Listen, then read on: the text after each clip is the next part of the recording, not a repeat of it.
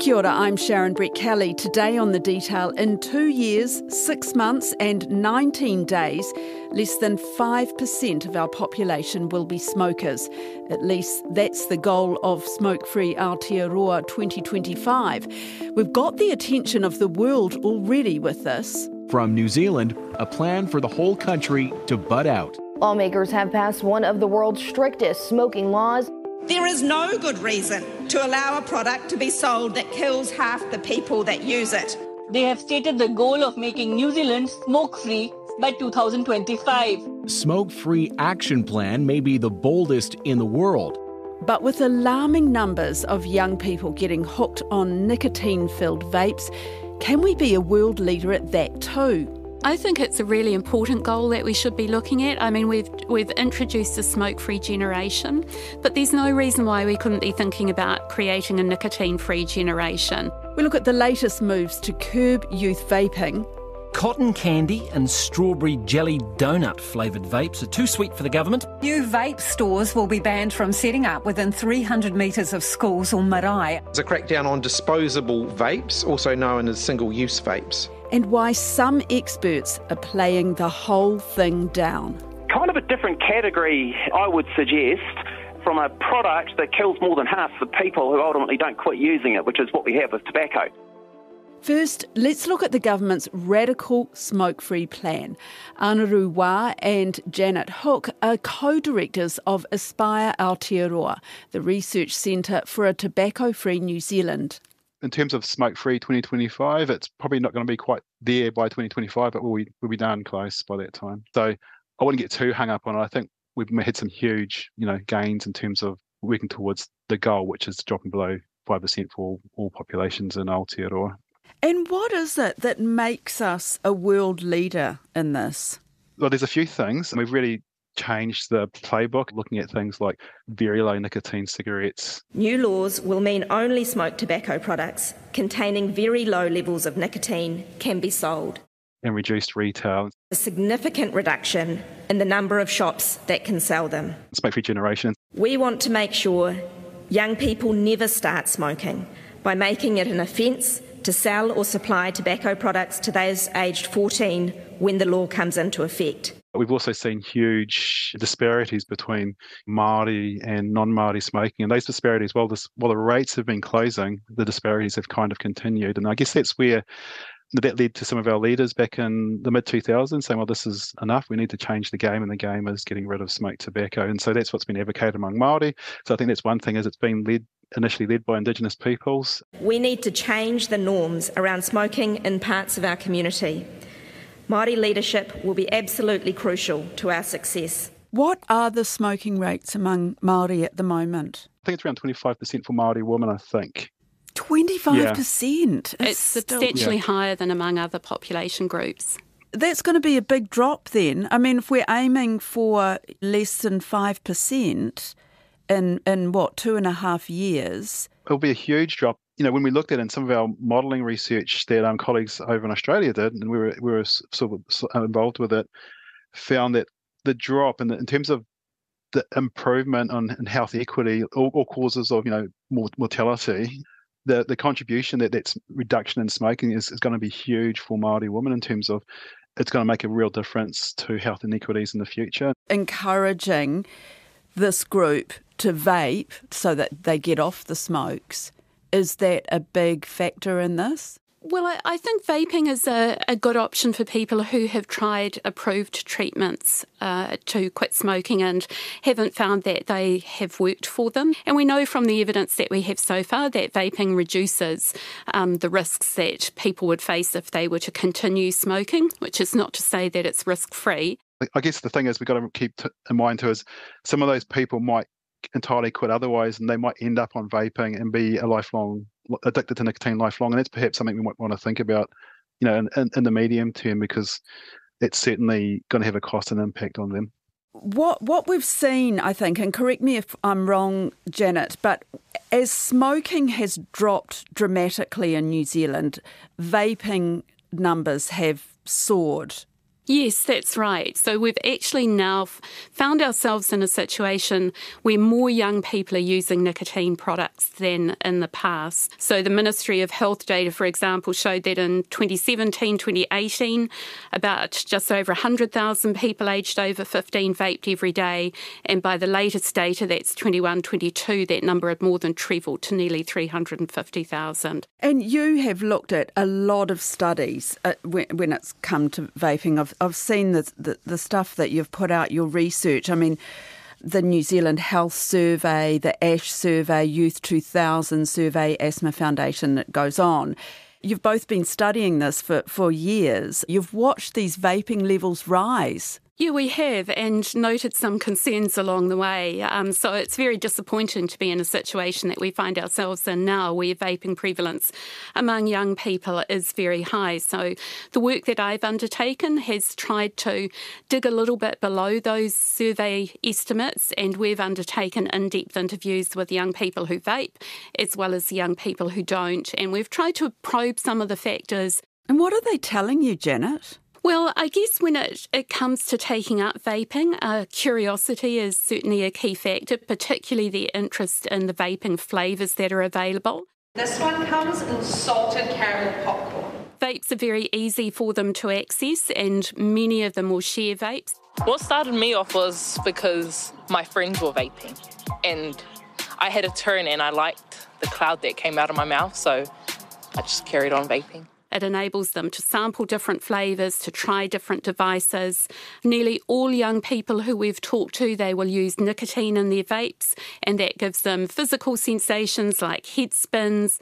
I had to turn on one of my friends' ones, and I just like the buzz it gave me.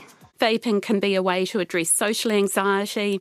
As seen as, if I don't vape, I'm not cool. It's been kind of a trendy thing to do. It can help them to navigate entry to different social groups when they're at parties, but it very quickly becomes something that many young people find they can't do without, and that's an extremely disturbing and unwelcome realisation for them. They have to have them in school at lunch breaks because they feel so dependent on them to wake up in the night. They have to find the times when they can vape. They have to make excuses to go into places where they're able to vape. And instead of managing their stress and anxiety, it actually creates stress. And many of the young people who we've spoken to talk about the low moods that they experience. The moods from when they got none, the angry moods, they're shitty, to when they got one, they're so happy and, not a care in the world. Some of them talk about feeling very lethargic. That was, 5 minutes on the court? How are you feeling? A bit tired, I can get, all the vaping and stuff, I can get pretty tired easily. Yeah. Just running up and down the court.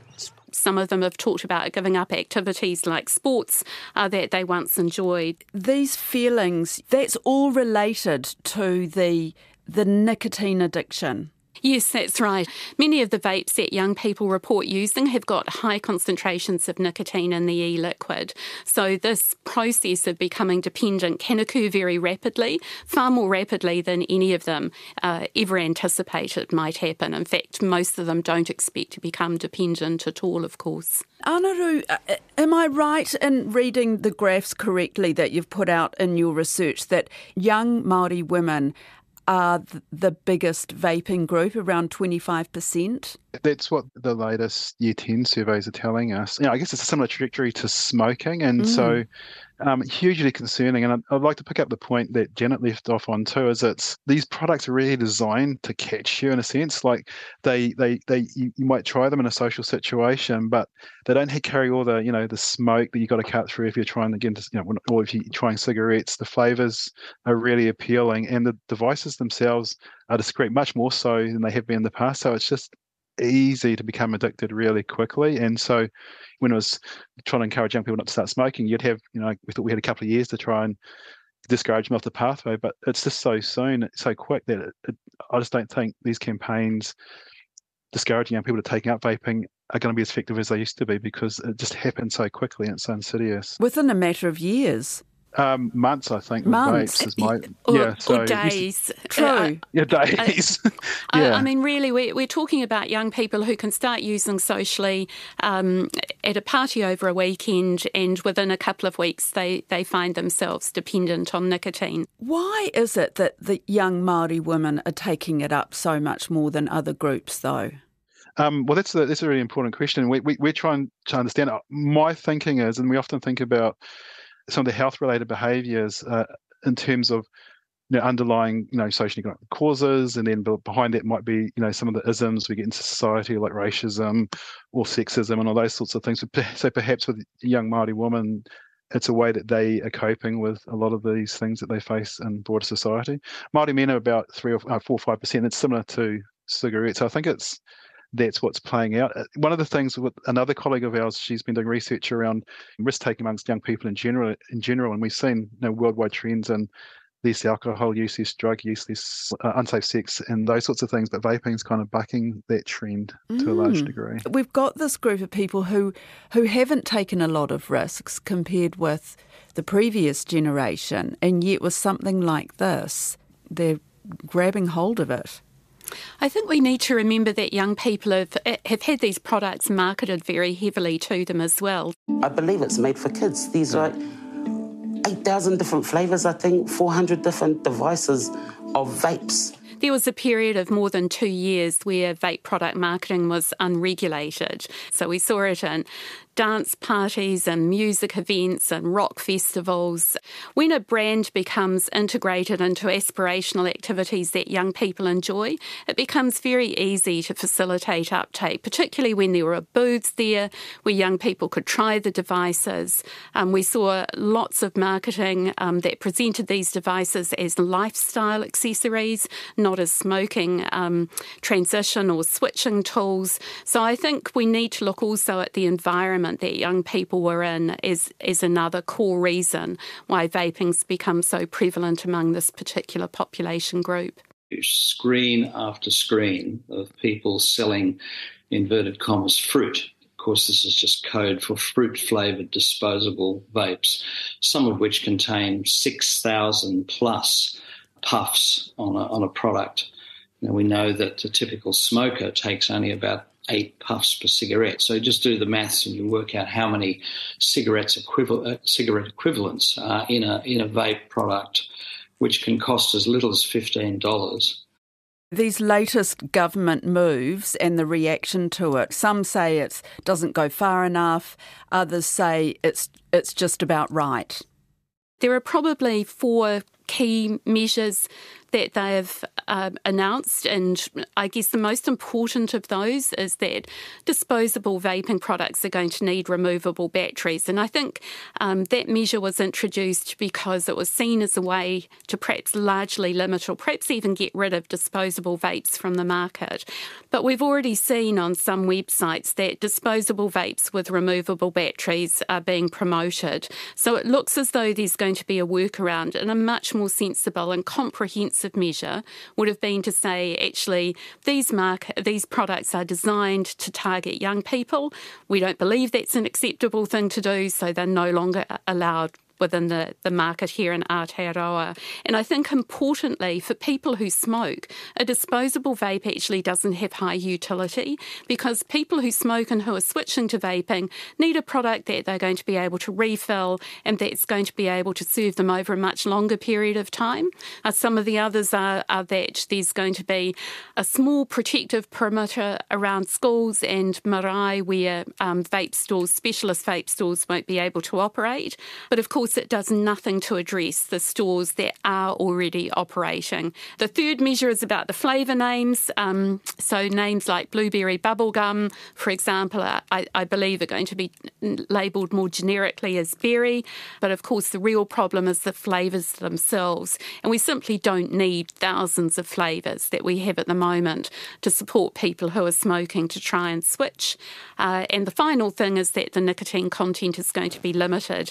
Now, I don't don't think I've seen details published yet of the new maximum level, but I really hope that it brings Aotearoa back in line with some of the other jurisdictions that have lower limits at the moment. Let's look at the debate over this. Even the experts didn't seem to agree on vaping and just how bad it is. There are many indicators that vaping is not benign for health. However, in terms of actually disease or illness as a result of vaping, it's been much harder to pin that down.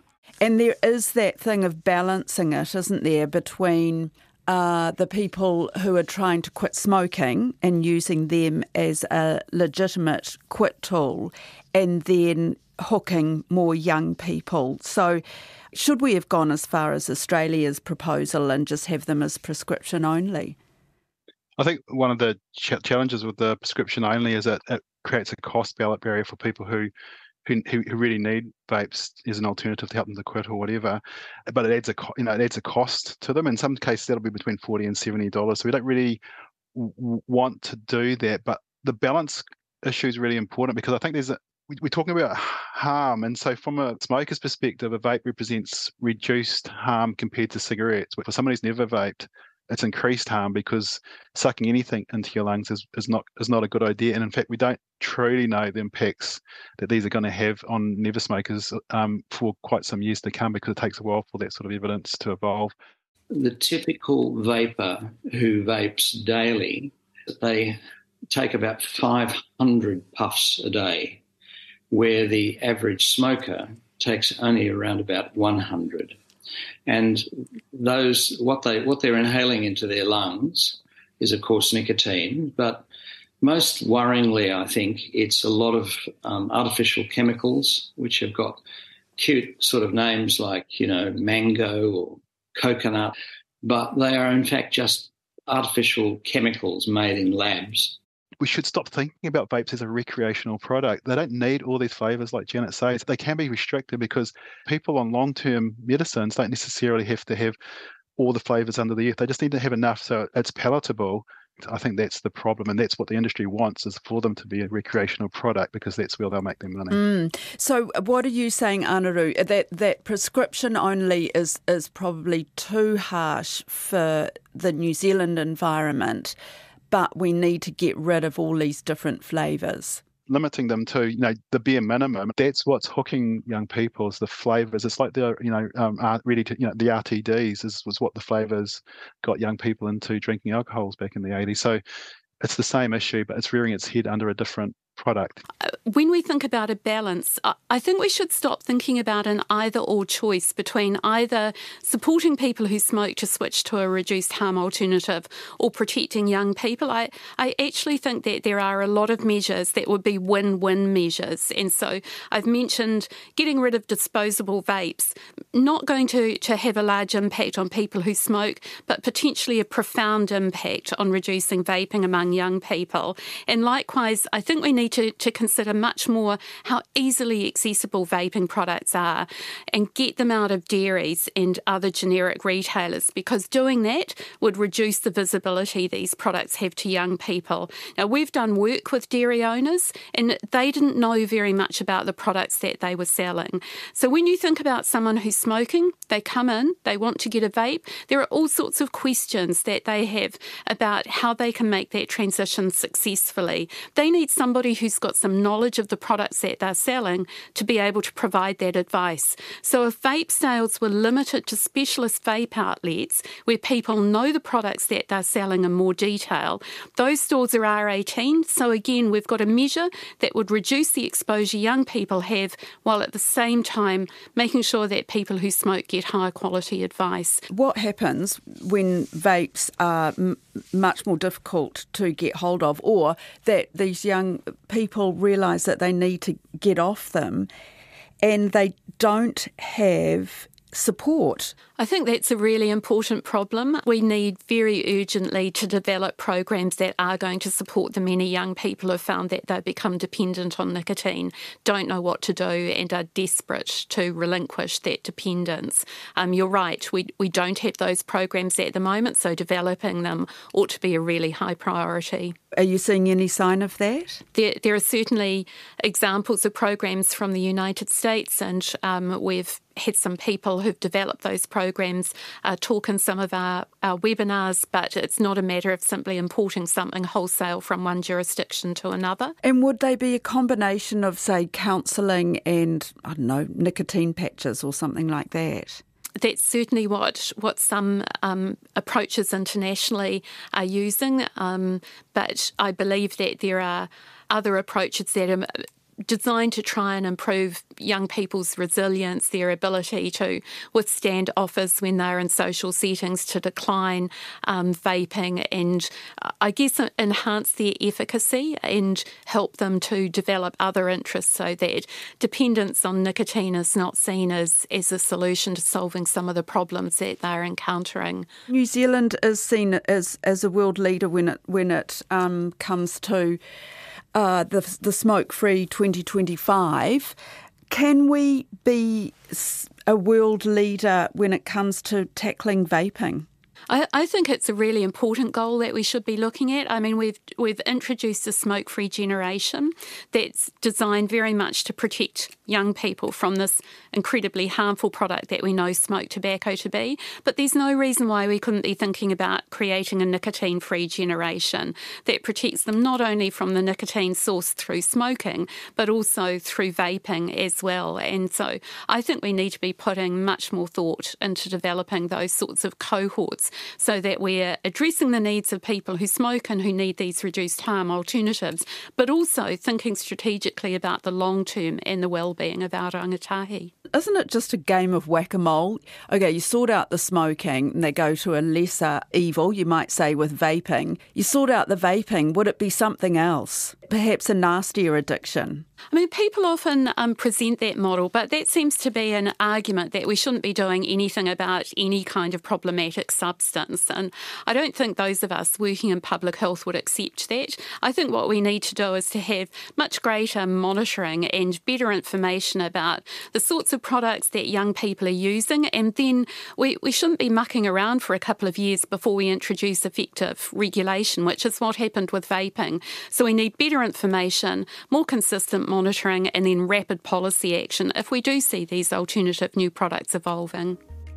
Often when we talk about vaping and harm, we tend to sort of put it within a biological frame or mental health frame, which is really important. But, we've got to think about harm from things like vaping and nicotine addiction as being more than just the health and the mental health stuff. There are other forms of harm. If it's a lifelong addiction, it's going to have a huge economic harm. There's a social harm and there's cultural harms, especially from like a Māori perspective. So when Māori first talked about getting rid of tobacco, they said tūpeka kore, which is addiction free, because for Māori, vaping and addiction and smoking and all those things were one of the hallmarks of colonisation for us. It came with the early with the first people. It came with Captain Cook. It was used in a lot of our land sales. We see it as a symbol of colonisation. So for us, we've got to think about harm not just in the Western sense, but a more holistic sense. Indeed, that's the sort of definition that the World Health Organisation, it's not the absence of disease, it's a resource for everyday living. And so I think that's important to think about as well. That's it for today. I'm Sharon Brett-Kelly. The Detail is supported by the Public Interest Journalism Fund. Today's episode was engineered by Phil Benj. Our producers are Sarah Robson and Bonnie Harrison. Thanks to Anaru Wā and Janet Hook. Ka kite anō.